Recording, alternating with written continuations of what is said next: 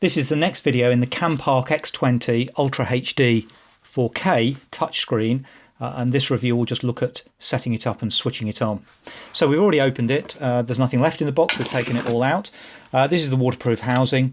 You just unclip that, nice and easy to get on, easy to get off, and the camera just drops out the back. Really no dramas.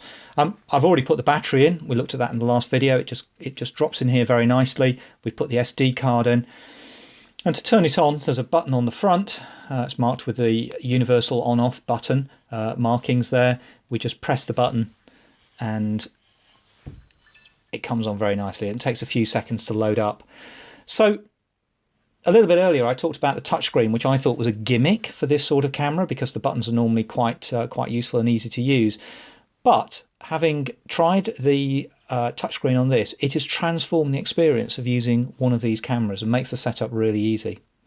So we're in video mode at the moment, and it's actually in 1080, 60 frames per second. And as you can see, there's 2 hours and 3 minutes left on this particular SD card, and the recording time is at 0, i.e. we're not recording anything at the moment, and we're actually using the microphone. We've got a choice now. We can press the red button to record video.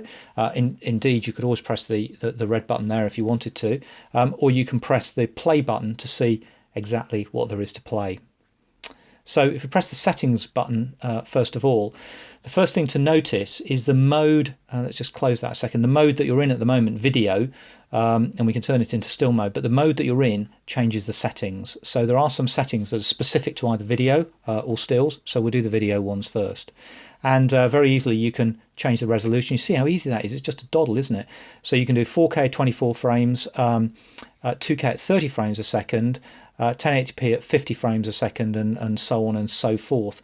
I've used the 1080p at 50 frames per second, and that seems to work really well.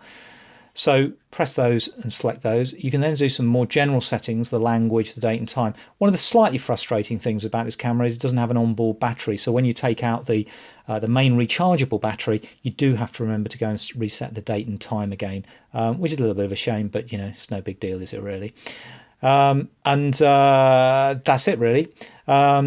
You've got some other settings you can do here, like you can format the SD card. I won't do it here. You can press the TV, set to TV mode, depending on whether you're in the US or the UK, UK being PAL or European. NTSC is typically American and a number of other countries.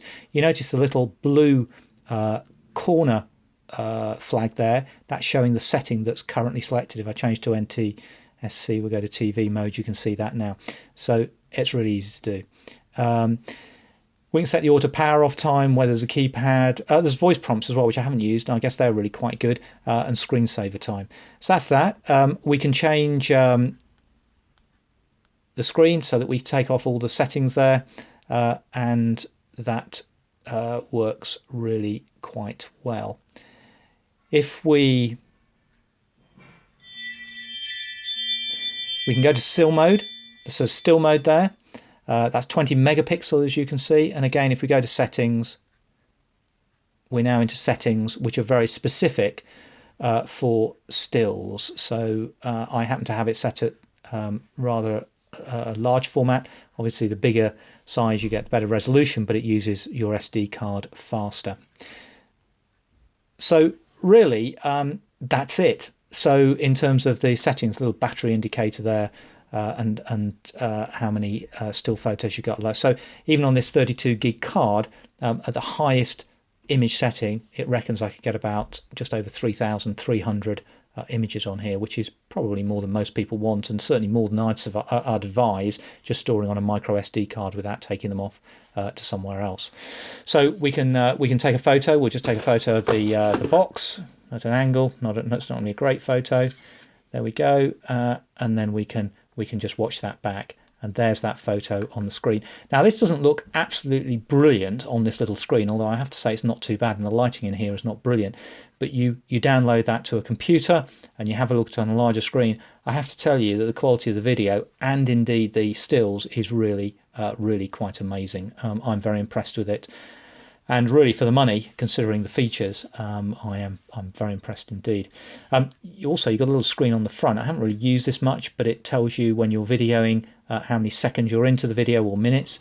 and indeed on the stills it tells you some information as well. So great little camera. I'm really looking forward to taking it diving and seeing what I can get from it. I actually use for my editing of photos the Adobe suite, so I've got Adobe Photoshop, and for movies I use Premiere Pro. So this movie that I'm recording now, I'll edit it up on Premiere Pro before posting it to YouTube. So I hope you found that useful. There will be another video in the series where I actually take some video and stills with this camera outside when it's a bit lighter, and we'll see what sort of quality we get. I'd recommend this camera. I'm not being paid to say that. I bought it for myself, paid full price as listed on Amazon, and I'm really pleased with this particular purchase. Thank you for watching this video.